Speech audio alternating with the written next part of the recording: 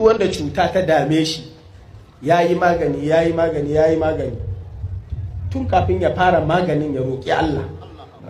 Idan ma yayi maganin kuma maganin bai ci ba ya roƙi Allah, yayi addu'ar annabi Ayyub.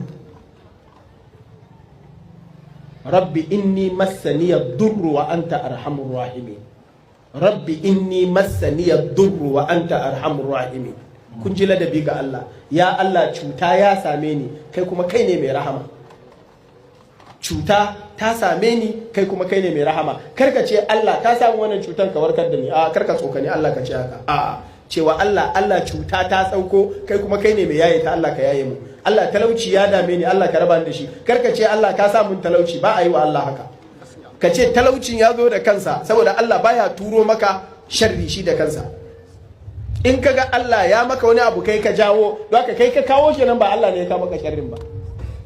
amma asabakum min musibatin fa bima kasabat